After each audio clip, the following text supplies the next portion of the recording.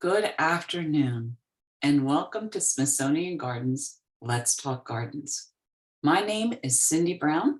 I am the Manager of Education Collections and Access here at Smithsonian Gardens, and as always, I'm thrilled to be with you. Today's speaker, in fact, today's presentation is going to be really different. I hope you enjoy it. It's going to be more conversational between the speaker and I, so that we really give you a good sense of what Maggie's book is about and what an impact this type of gardening has had at Smithsonian Gardens. For those of you who know, or maybe don't know, Smithsonian Gardens has a victory garden that is centered right on the east side of American History Museum. And this was a garden that was created to be able to complement an exhibit that they have inside the museum, all about a house and the residents of that house throughout the generations. And one of the generations, of course, lived during World War II. So we created a victory garden. Who knows? I mean, victory gardens had all sizes and shapes and forms, and no one victory garden planted the exact same thing as another victory garden. But I think our victory garden does a lovely job of showing you what you can do in an urban area. Even how you set it up, because our victory garden has edges that are the core logs that you usually use in conservation projects. So our garden is lovely. It has a wide range of vegetables, heirloom vegetables, as well as some of the modern vegetables to go in there to be able to show people what they can do in an urban and a suburban setting. It's beautiful, it's fruitful, and it's always a joy for me to go and visit it and see what's growing.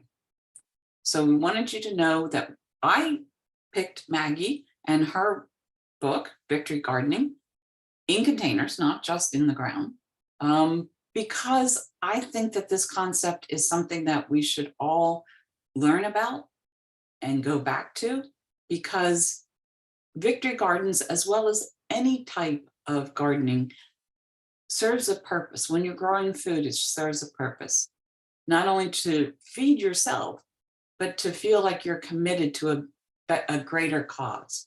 And it gives you that link to be able to help out in time periods where there might be some trouble going on. And I'm thinking specifically, most recently, about the pandemic. So Maggie will tell us more about that and more about how to grow victory gardens in containers, because we don't all have the space that Smithsonian Gardens does around the American History Museum. So it's some new ideas. So, as always, we'd like you to put your questions in the chat box. And when Maggie's presentation is done, then we'll be able to address your questions and I'll share them with our presenter. So Maggie, how's that for an introduction? Do you want to tell us a little bit more about yourself before we jump into the presentation? Sure, I'd love to.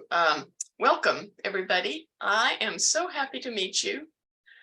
I thought I'd spend a few minutes introducing myself because, unlike many of the presenters you might be familiar with, if you join this wonderful topic every week, and I'm told a lot of you do that regularly, but I'm not trained in horticulture. My degree's in history, which, as it happens, actually has a connection to today's talk. Instead, I came to gardening the way many of us did, by tagging along behind my grandmother. She maintained this huge vegetable garden on the family farm in South Carolina. Well, everybody did in those days. That's just what you did. You didn't even bother talking about it because that's just life. So by the time I came along, my parents had moved into town, but my grandmother was still there on the farm in this wonderful big country farmhouse that I loved. And I spent many happy days there in the summertime when school was out. And a lot of the time we worked in the garden. Well, actually, I didn't do much except try to catch butterflies and check for ripe tomatoes. And if I found a good one, I would bite into it like an apple right there in the garden, and the juices would run down my chin. And my grandma would say, did you just help yourself to one of my tomatoes? Well, I thought she was mad. So I said, oh, no, Granny, I didn't do that. And she said, oh, really? Then what is that red stuff all over your face? Well, you know how kids learn. They just absorb whatever's around them. And from my time with my grandmother in her garden, I learned something pretty fundamental, that growing vegetables is all about providing fresh, healthy food for your family and maybe a little extra to help somebody who might need it. And I eventually reduced this to a simple formula: garden equals food. So, as a grown up, the first time I moved into an actual house, this is Portland, Oregon now, with an actual backyard, I knew just what to do. I was going to turn that whole backyard into a vegetable garden. But right away, I ran into trouble. The house had been a rental for many, many years, and no one had actually taken much care of the yard.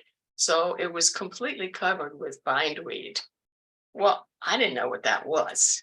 In the South, we have kudzu, which looks completely different. So I asked a few neighbors, and one sweet lady next door said, oh, sweetheart, don't even bother. You'll never get rid of it. Well, actually, in one sense, she was right. That stuff is incredibly invasive, and it grows so fast. The joke about bindweed is if you stand still near it for 5 minutes, it'll start growing around your ankle. But I was absolutely determined. So I covered the entire backyard with black plastic, punched lots of holes for baby plants, and the plants just seemed to leap up. I'm actually pretty sure that nasty stuff was still growing underneath the plastic, but I didn't want to look. I didn't even really want to know. So my first year was a real experiment because the growing season in Oregon is nothing like South Carolina. But eventually, with a lot of trial and error, I figured it out, which, as it turns out, was good practice, because years later, when I moved into a beautiful old apartment building with no garden space at all, just a concrete patio about the size of a bandana, once again, I had to figure out what to do. I knew if I wanted to grow vegetables, which is where my heart is, it would have to be in containers, which I did not know squat about. So I did what I always do when I need to learn something. I went to the library to check out a book on the topic. And to my great surprise, there wasn't one. I thought to myself, I can't possibly be the only person in the world who would like to know about this. So I'm just going to see what I can do on my own. And that is how I came to teach myself about growing edible plants in a container garden, which has been my main focus as a garden writer ever since. So for that first container garden, my first year, or first couple of years, I did a lot of experimenting, trying to figure out what would work and what wouldn't work. And most of all, what wasn't worth the trouble. I'm going to have more to say about that later on. And as part of that research, I asked people who were really smart about horticulture, and they all tried to be polite. So they would usually say something like, that's going to be a challenge. But I can tell what they were really thinking. Are you nuts? You can't grow a full vegetable garden completely in containers. But I just kept at it because I didn't have a choice. And eventually I put everything I had learned into a book, because that's what I do for a living. That first book then was published in 2002. And I'm really proud to say that it was well received, and the publisher kept it in print for almost 20 years. And during those 20 years, a lot of good stuff happened in the gardening world.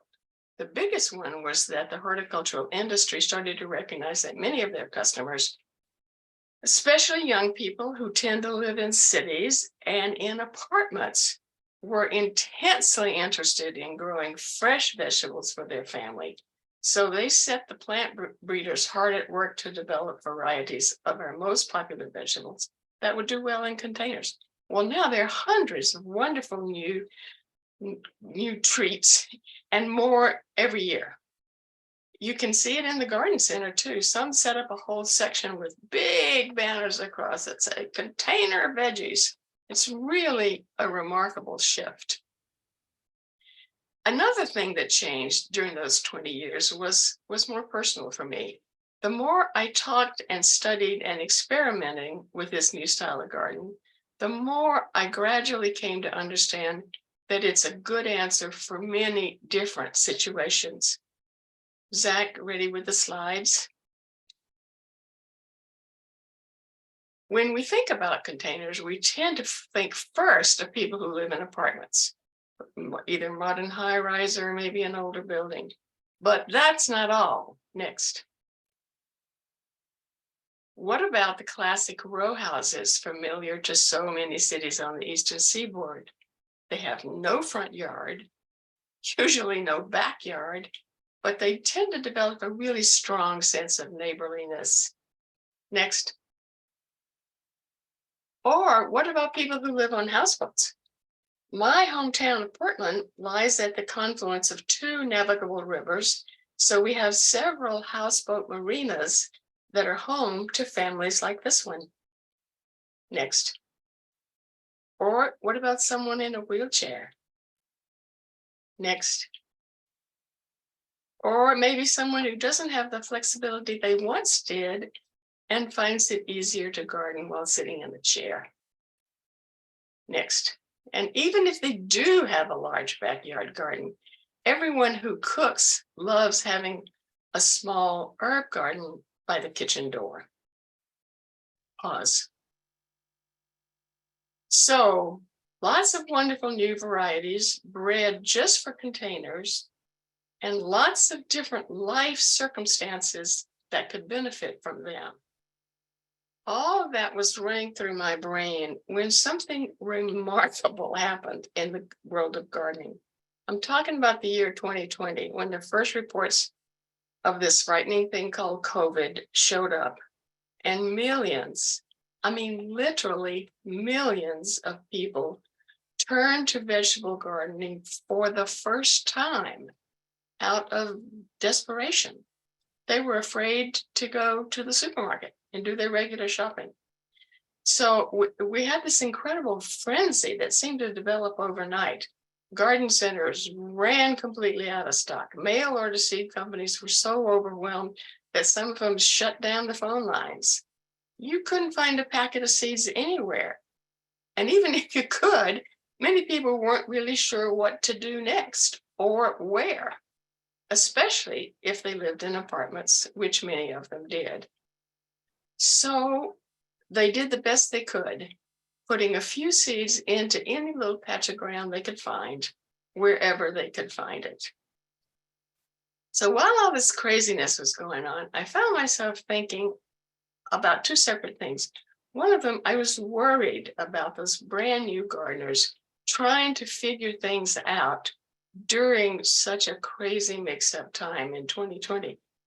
And by the way, as you probably remember, it happened again in 2021, when garden supplies and help were so hard to find. And then one day, watching all that frenzy in the garden world, I had the second thought. Next.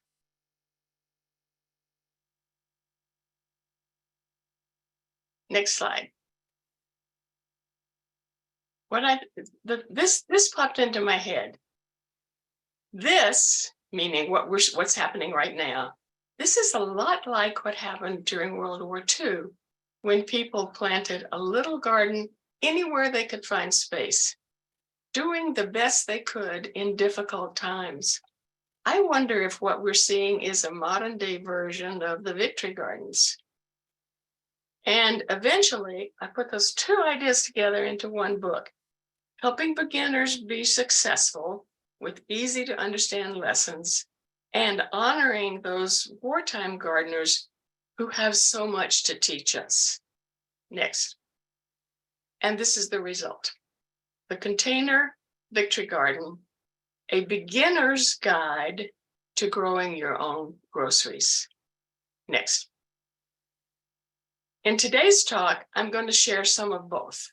Some of the main how-to lessons from the book, along with some wonderful World War II stories. I knew I wanted to include a brief history of the whole Victory Garden movement.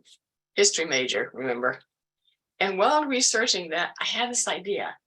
Wouldn't it be great if I could include stories from people who remember helping out in their families' Victory Gardens, who could tell us what it was really like in those days? And with a lot of help and a lot of noodling around the world, I eventually ended up with 20 amazing stories from folks all around the country. And now it is my very great pleasure to introduce you to 6 of them. Video now. Every family in town or in the country had a Victory Garden. It was a badge of patriotism.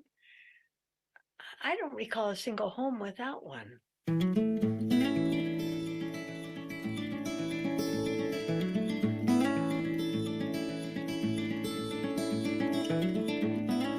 My name is John Fesh. I'm Fred Fraker. My name is Nancy Lee Adams Draper. My name is Kay Ward.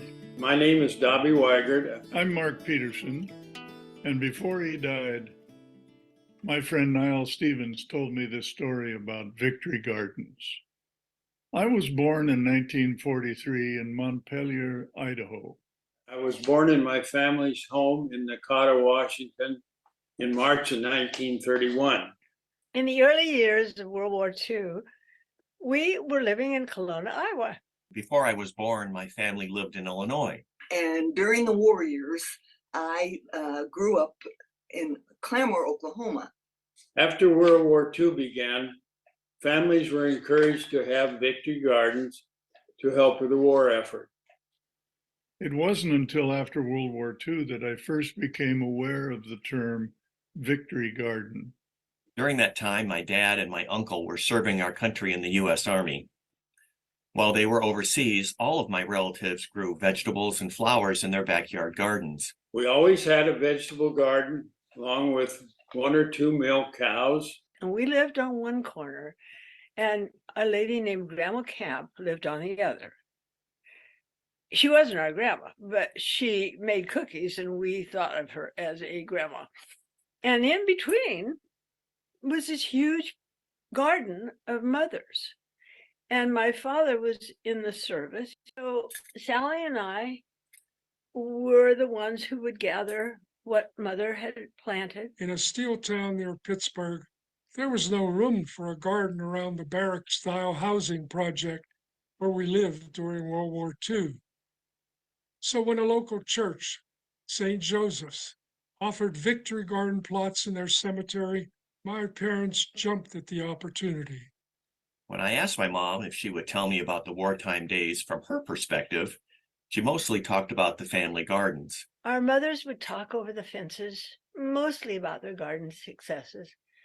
Seeds were shared, and bragging abounded. Grandpa, a conductor on the Union Pacific Railroad, was responsible for the vegetables. He grew just about every vegetable you could think of, but my favorites were the carrots, which I was allowed to dig and eat right there in the garden. Uncle Johnny was going to have a Victory Garden, and he was an extremely fastidious man. So the soil was loose and beautiful. There wasn't a lump in it. And the seeds, of course, responded to this beautiful soil and came leaping up, bright green and pretty, until they curled up and died. He had over-fertilized and he burnt the plants up. And in a very real sense, they gave us something to do to help us keep our minds off of things such as our husbands and sons being in harm's way. The best part was after my mother had canned the harvest. My little sister and I hitched up our red wagon with the surplus vegetables and sold them to the neighbors. We had a lot of produce, and we just put it in buckets on the porch, and people would come, and maybe we didn't have something that they had, and we'd share. Maybe that's why we got cookies.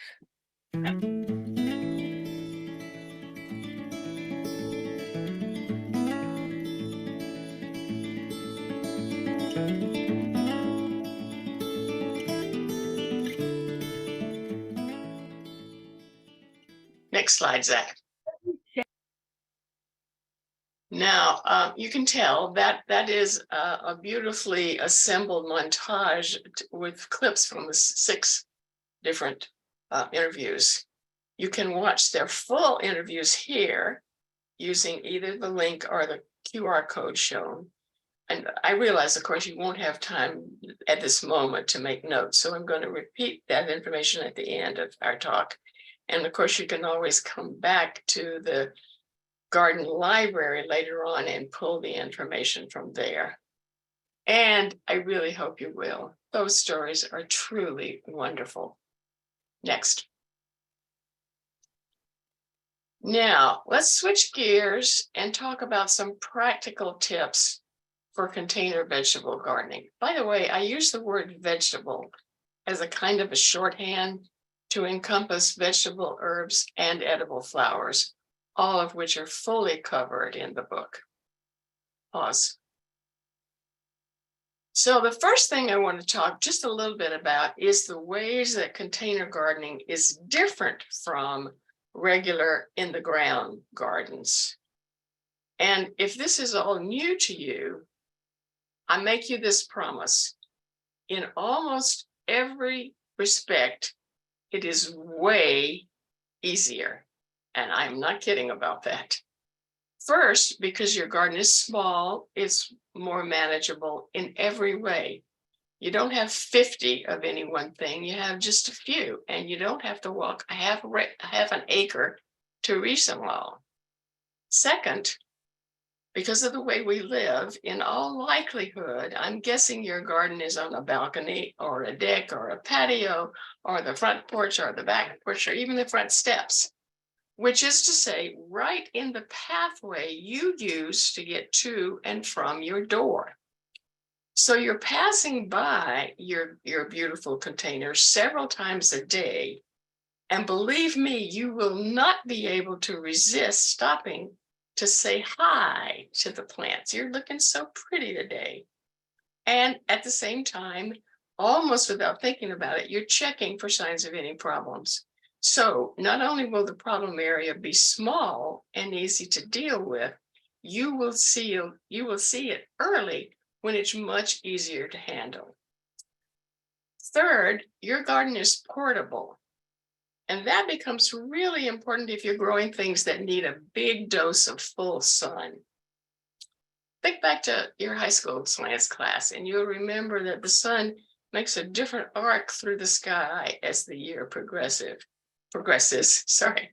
Your friends with the big backyard garden are sort of stuck. They have to wait for the sun to come to them. You, on the other hand, can pick up your garden and move it to follow the sun's path, or to take it into the shade if that's what it needs. I said there was one area that can be a problem, and that's watering. Containers don't have the buffer of lots of space around them, so they're going to dry out more quickly. That is a fact, an unavoidable fact. Just get used to it. But it's not impossible. In fact, there are several strategies to make this easier. And if we have time at the end, I'll come back to this. And even if all those other good qualities weren't true, there is something really magical about stepping outside the kitchen door at the last minute for some fresh spinach or maybe some pretty violas to add to your salad, or snip a handful of fresh thyme for the pork chops you're going to be grilling. So magical is it that even people who do have those big traditional gardens often add a small container garden too. Yeah, we don't want them to be left out. Next. Remember when I said that millions of people started gardening during the early COVID years? I was not kidding. It turns out that more than 18 million people started gardening for the first time in 2020. And the largest share of them were young adults who lived in apartments or condos. They are our new container gardeners. Next. Here are a few statistics from the research arm of the National Garden Association. All those people, all those beginners could use a little help getting started because they face one basic truth. People who grow their gardens in containers, by definition, have very limited space to work with. So we have to be smart about how we use it. Next. Now, there are several simple strategies for maximizing space, and if we had more time together, we could talk about each one in detail. But the one thing that is always essential is this: start with the right varieties in the first place. That's the best way I know to avoid heartbreak. So I think the best use of our time together is to focus in depth on that one question: how do I choose the right plants? Next. And immediately we run into one of those good news, bad news situations. The good news is that, like we mentioned before, in the last few years, many new cultivars have been developed specifically for container gardening. The bad news is that there's so many of them, with new ones coming every year. It's easy to feel overwhelmed, especially beginners. And, being overwhelmed sometimes has the effect of just freezing people. They don't know what to do, so they don't do anything. So to make it simpler, I condensed that whole fundamental idea of start with the right plants into a simple 4-point checklist. Next. Now, I know there's nothing more boring than me reading a slide that you can perfectly well read for yourself. So I'm going to run through this quickly, and then we're going to break it into 4 separate parts and talk about specifics. The first concept is, whatever you have your heart set on growing, is there a variety of that thing, whatever it is, specifically appropriate for containers? What do you know about its growth habit and its mature size? In other words, will there be room for it in your container? Second, does it have a good ratio?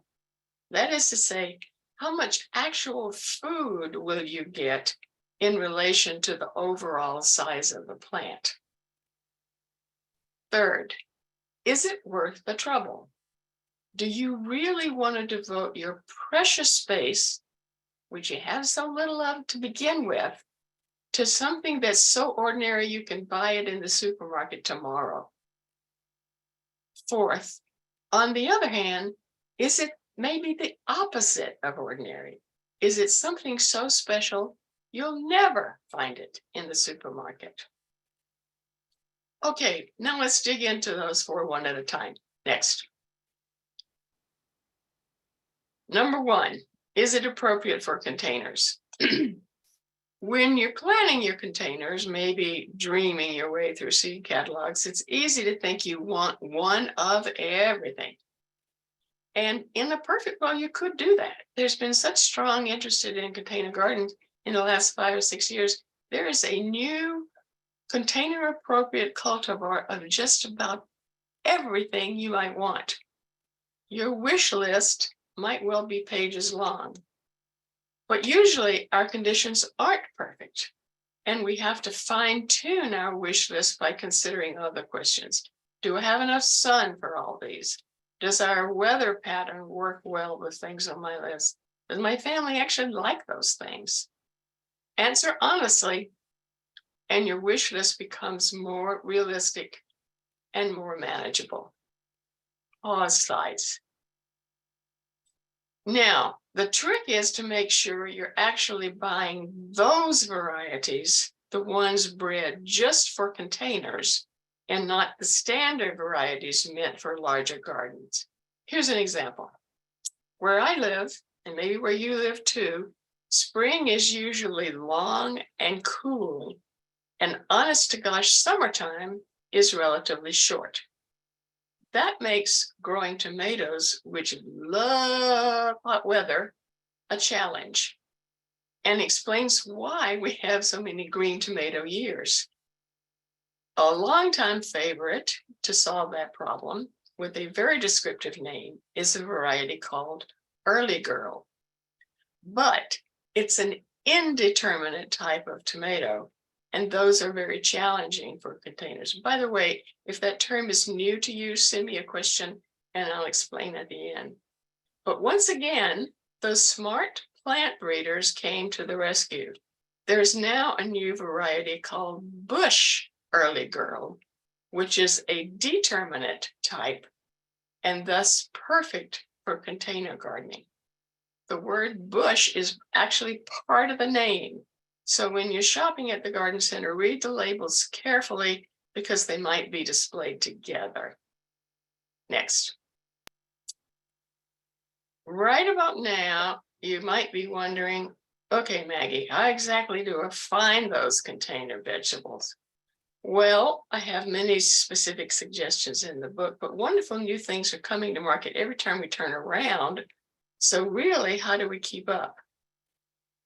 Well, if you usually receive seed catalogs in the mail, that's a fabulous resource.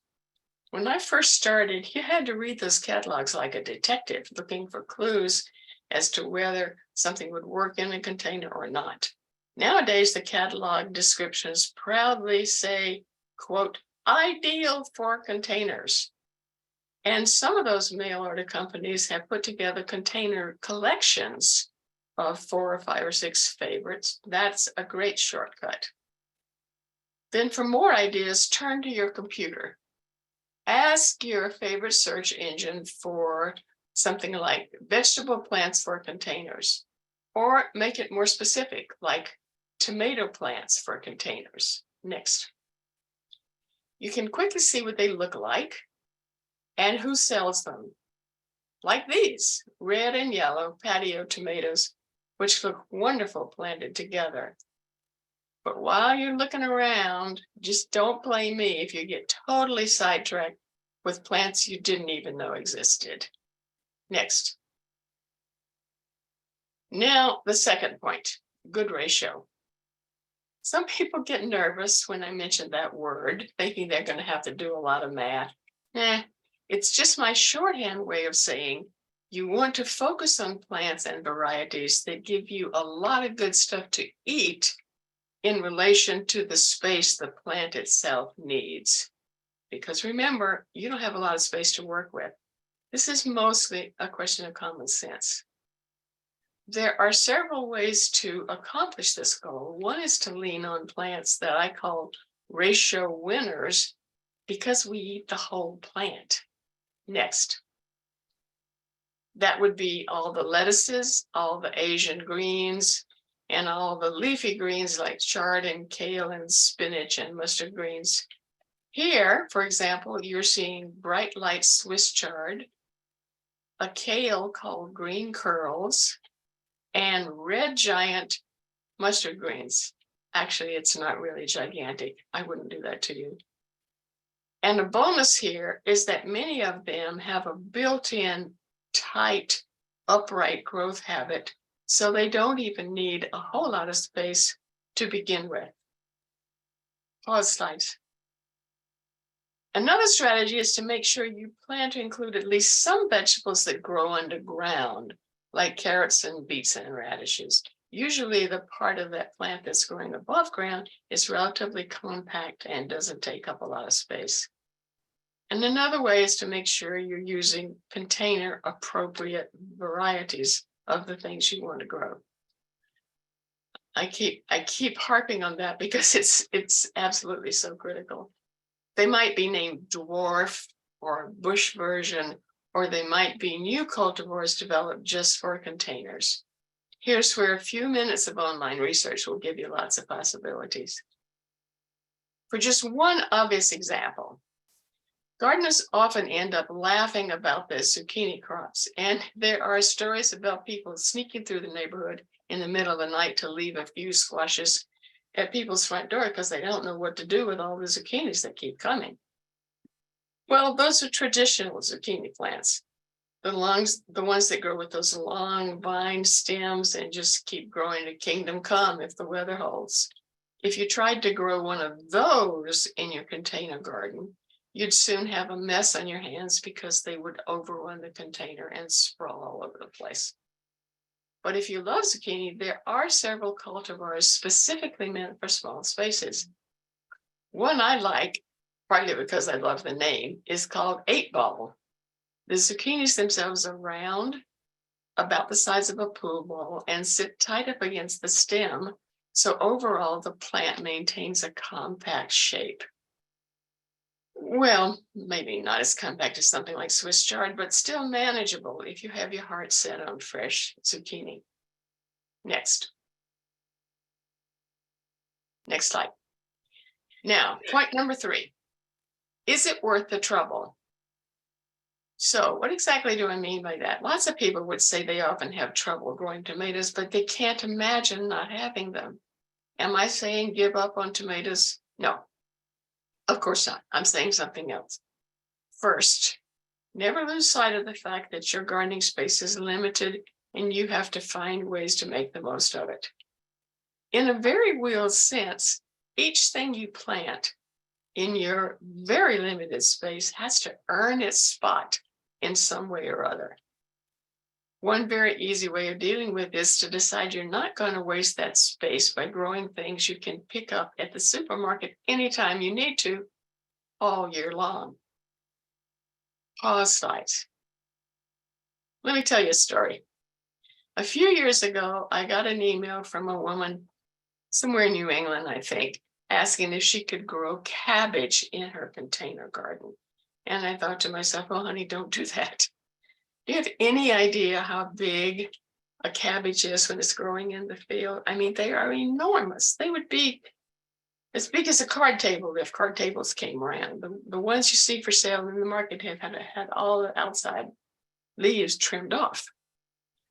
If you wanted one of those in your container garden, one cabbage plant would fill an entire container. It would take an entire growing season to get to the size you recognize. And out of all of that, you would get one cabbage, just one. Something you can pick up at Safeway any day of the year for 89 cents a pound. Don't waste your container space on stuff like that. And then there are the carrots. You've probably got some in your refrigerator right now. Those big, long, straight orange guys are next to impossible to manage in a container. To keep them growing straight and not get twisted into all kinds of weird shape, the soil has to be deep and extremely loose. To keep them from getting tough and woody, the soil has to be kept consistently moist. And we already know that's a challenge with containers. And it can take 3 to 4 months to reach that size, the size that seems right to you, during which time you can't plant anything else in that same spot. You are much better off buying a bag at the supermarket that lasts a long time in your crisper drawer, just waiting patiently until you need them. Next. And that brings me to the last point of the checklist. Is it something special? I hope I've convinced you that some things just don't earn their space in the garden. They're not worth the trouble. And besides, you can find them at the supermarket all year long. Now let's look at the reverse of that thinking. Wouldn't it be fun to grow something so special and unusual, you'll never find it at the supermarket? And what if that special thing was no more difficult to grow than its more familiar cousin you've already decided not to bother with, and maybe even easier? Next, let's go back to carrots for a minute. Here are a few examples of carrots that work beautifully in container gardens. They don't take long to reach their best size. They obviously don't need a lot of soil depth. And besides, aren't they cute? If you have small children in your life, you really ought to try some of these round ones. First, we have Parisienne, then Romeo, then New Kuroda, which are ready when they're about as long as your index finger. Oh, and another bright light Swiss chard snuck in here. That's okay. It's another chance to enjoy something so beautiful. Next, Asian greens. Here's another group that's just perfect for containers. If you're lucky enough to live near an Asian market, you might have already enjoyed some of these, but if not, I really hope you'll explore the many wonderful possibilities here. On the left is Mizuna, something I especially love. Then baby bok choy. And by the way, it has that same wonderful taste as the full-size bok choy you might already be familiar with, but reaches its best size much more quickly. And then tatsoi, worth growing just because it's so darn beautiful, even if it wasn't also delicious. Next. And finally, beets. If you love them, you do. If you don't, you don't. No apologies necessary. But I hope I can entice you with some types that might be new to you. I suggest these for you to consider for several reasons. You get 2 crops with beets, the underground part we eat, and then the very tasty greens that grow above ground, but don't take up a lot of airspace. Also, if you grow them yourself, you can enjoy some really unusual varieties you will never find in the grocery store. On the left here is Formanova, which grows into a small cylinder shape, so you can create round slices that are all the same size. Makes a pretty presentation. Then Chioggia, which I'm never sure I'm pronouncing right, with that gorgeous pattern of magenta and white circles. And finally, did you know there are golden yellow beets? They taste the same, but the color doesn't bleed when you cook them. Pause slides. Remember, we're talking here about choosing plants that work well in containers because they don't need an inordinate amount of space to do what you and Mother Nature wants them to. That means you can pack your containers with multiple plants throughout the seasons, especially if you organize things so that you have a few extras ready to slip in when something or other is past its peak and needs to surrender its space. Next. To help you keep that idea, back one. Right. To help you keep that idea in the forefront, I created the Container Gardener's Golden Rule: no bare dirt. And my favorite trick for that is something known as green garlic.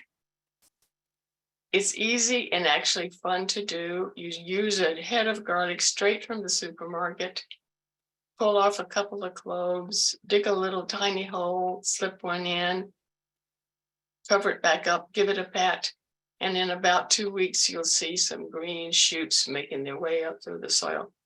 They look a lot like the green tops of scallions and taste a lot like them too, except that they have the added flavor of garlic.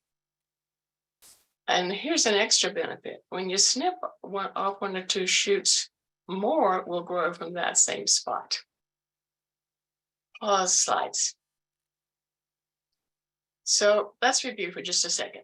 We've talked briefly about the ways that container gardening differs from traditional gardens, including why containers are so much easier. Then we took a deeper look at the ways to make sure you choose the right plants, which I do believe is the most critical path to success. And we met some examples of container appropriate plants that might be new to you. And all this is after we had the opportunity to meet some lovely people who shared intimate memories of their families' victory gardens. Now I want to bring us back briefly to those victory garden days, because while I was researching for this book, I found something so extraordinary that I just have to tell you about it. It's a story about community gardens. Next. One of the things that happened during World War II is that the federal government, as part of their campaign to encourage people to grow victory gardens, asked local governments and business organizations to provide spaces for community gardens. Those cities and towns turned over sections of their parks.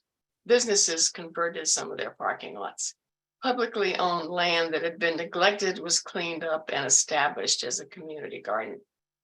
Next. But here's the astonishing thing. I found 3 community gardens in 3 of our largest cities that were set up during World War II and have been maintained as community gardens ever since, continuously ever since. fiercely resisting what must have been enormous pressure from commercial development in all the years in between.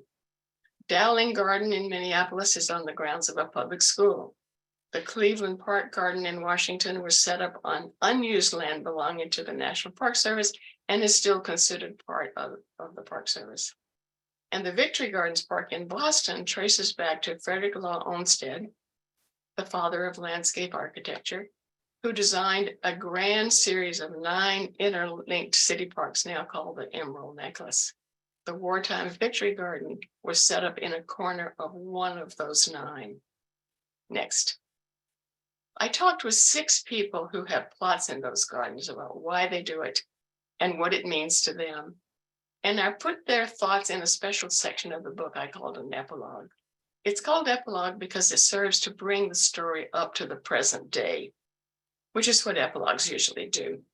But we can also think of it as being one half of a set of bookends. The core of the book is 6 chapters of basic how-tos, my best effort to show people how to be successful with container gardening. And those chapters are bracketed by a set of bookends. On the front, there's a full chapter on the wartime gardens and the original Victory gardeners who have so much to teach us. And at the back end, an epilogue that introduces us to a group of gardeners who carry that wartime spirit forward to today, carefully tending what one of them beautifully called a ribbon through time. Next. And all the time as I was writing, the words of all those Victory gardeners, those from the actual war period and those who follow in their footsteps today, kept running through my mind. And sometimes I found myself thinking about the act of growing a garden and what it means beyond just harvesting some fresh vegetables or worrying about slugs. I put all that in this one brief passage that I'd like to share with you. Next.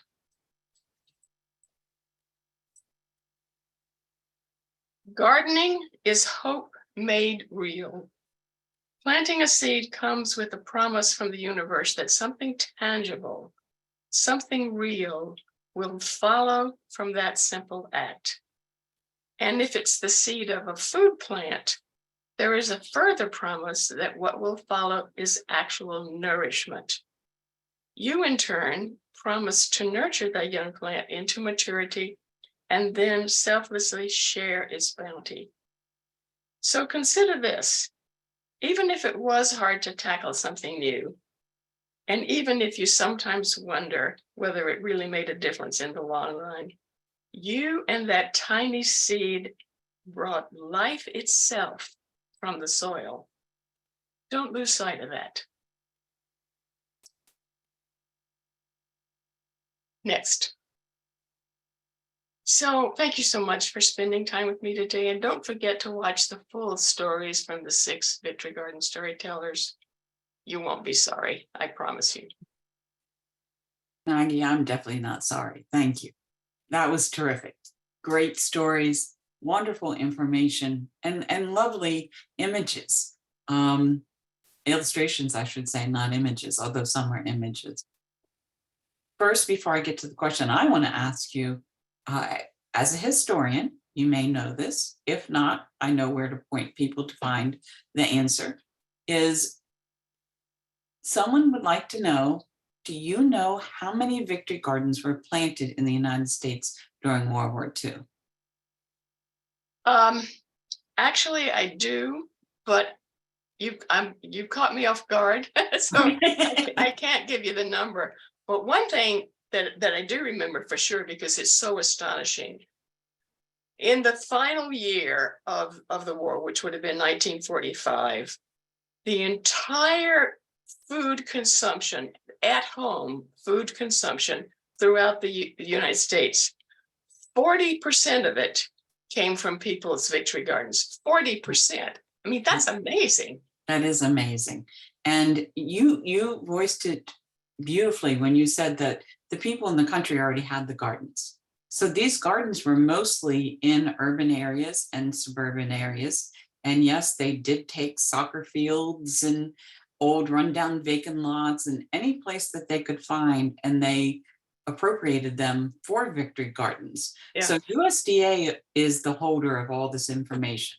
We have some at American History as well as some on our web pages underneath our Victory Garden tab. And so to think about that, USDA, after it finally was promoted by the White House with Eleanor Roosevelt, really finally went behind. At first, they didn't want to encourage people to grow victory gardens, but they finally got into it. And then they even published such illustrations of how big a garden you should have, how many plants of each thing you grow. So they really do. The USDA, if you want more information about victory gardens, please check out American History, our Smithsonian's American History website, as well as USDA, and as well as our Smithsonian Gardens website. But USDA has those facts and figures. Yeah. And yes, the response or the question was, did they set aside space? Yes, they did. So that communities could do it. Mm-hmm. And another wonderful thing that happened, Cindy, during those years is individual people, if they had a big garden space and they realized they didn't need all of it, they invited family members, neighbors, strangers to just come and use the other half. And Fred Fraker, remember, talked about the church opening up the cemetery, use the space in the cemetery. And that's one thing that kept coming up over and over and over and over again as I talked to these people. There was this deep down sense that we're all in this together and we got to help each other wherever we can. Mm-hmm. Yeah, we need that right now, I agree. Like I said at the beginning of the presentation, anytime that we have problems in our community, we seem to go back to growing food, sharing stories, sharing spaces, because that camaraderie really does help. And the knowledge that's shared between each other is really helpful to be able to get things going. Right. So how did you find the gardeners that you interviewed for the book? Well, the magic of Google in one way. I just kind of threw the question to everybody that I know that has a strong online community. Several of my friends do a blog every day, and I asked them to put the question there. I was able to get a local newspaper to write a little story about it. And if you have a story to tell, Maggie, here's how you reach her, that kind of thing. And here's the cool part. I met this young woman who was a brand new Master of Library Science graduate. I met her because I went to hear her sing she sings Irish folk songs, and I dropped in this Irish pub, and boy, she was amazing. And so I asked her if I could hire her on a freelance basis to do some research for me. And that was the first assignment. Do whatever you can think of to find me some actual people. We found more than 50, but a lot of them, for various reasons, weren't right for the book. They didn't have an actual story with some drama to it, So the 20 that I ended up with, first of all, they're all around the country. They have all sorts of different circumstances. Some of them are just so funny you'd laugh out loud. A few of them are really quite tragic. I can't stop thinking about what that really meant to that family. But altogether, they give us a real window. It lets us peek through the window and see what the world was like then. And when I talk to these people, you're right. The same ideas kept coming up over and over again. I heard the word sacrifice a lot, which was immediately followed by, but on the other hand, we knew that what we were sacrificing wasn't anything like what our men overseas were dealing with. So we tried not to even think about that. I heard the word patriotism a lot. And what I heard over and over again, Cindy, is what you were just talking about, which is the act of being out in the garden and watching things grow and helping them grow and knowing that what you were doing was helping your family, helping the whole country, and helping your loved ones overseas. Gave people a sense of hope. I heard that word a lot. It made me believe, I could believe with hopefulness that my fill in the blank husband, son, brother, uncle, father was going to come home safe. Be actually doing the gardening work. The physicality of that sort of triggered this a calmness and a sense of this is the right thing to be doing. This is what I can do to help, and it matters. Yeah, yeah. That's a quality that horticulture therapy has adopted and adapted for their programs. So Right. hearing more about that in June. I have a speaker coming up for hort therapy. Oh, But great. yeah, That's wonderful. Yeah, because it is gardening as an act, not just what you're harvesting, but gardening as an act is wonderful for our mental health and physical health. So let's get to a practical question. If I can ask it, I've been asked it several times, so I got to ask you, what type of soil do you use for your container? Well, I go to the big garden center and I buy potting soil, which is made by a lot of different manufacturers and sometimes called different names. But potting soil is that product which has things added to it to keep it loose and fluffy. Perlite is a common one. And a tip that I put in the book, because it always works, is I tell people go to the biggest garden center or home improvement store you can find. Go to the garden section and look where they have all the soil, this packaged soils on shelves. Walk to the biggest one you can see and try to pick it up. Now, if it's lighter than you thought it was, that's what you want. That means it's got all this extra stuff in it that will keep the soil from getting compacted, which is death to vegetable plants. That's a good tip. I never thought about that. Yeah, I must say that I grow a lot of things in containers just because I'm in a townhouse and I can never have enough space. So I always augment it with containers. But I always look at using, like you said, well-draining soil that doesn't compact very easily, but soil that has enough oomph to it that it doesn't dry out so quickly. And for me, so I always amend my bag potting soil with my compost. I'm lucky that I make enough compost to be able to do that.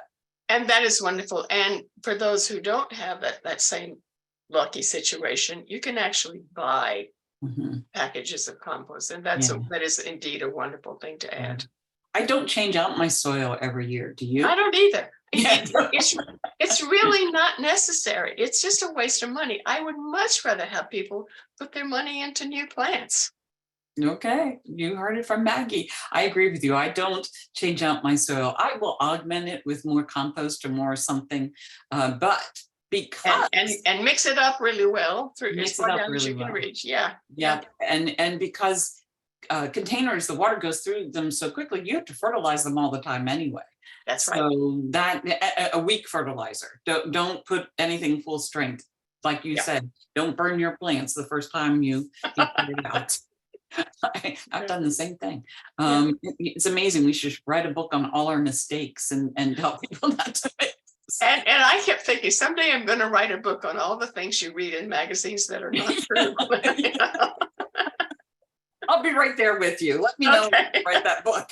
We'll do it together. Okay, that sounds good.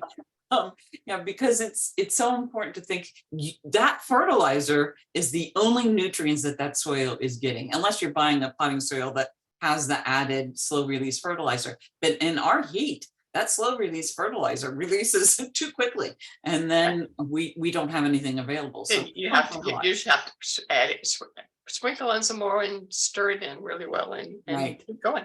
Right. And one thing you didn't mention, but I know it works, especially in your area, our garden soil takes so long to warm up in different areas of our country. Peanut gardens, you don't have to wait. They're already warm. That soil that you put in there doesn't have to come up to room temperature as it may be. So you can get a head start on your herbs and your excellent point. Thank you. Well, you made lots of excellent points. you made us think about what we're doing is really helping do victory gardens for the modern day. So I encourage everyone, if you haven't tried it, put some herbs in a pot, see what happens. And you'll be a better cook for it, because I know you're a good cook too. I read about And that. you'll be hooked forever. And you'll be hooked forever. Take it from Maggie. Thank you so much, Maggie. It's been a joy. And thank you to everyone that's joined us. It's 1 o'clock already. You thought you wouldn't have enough to talk about. Boy, were you wrong. I did. All right. We'll see everyone next time. Thank you all. Thank you so much. My Bye-bye. pleasure.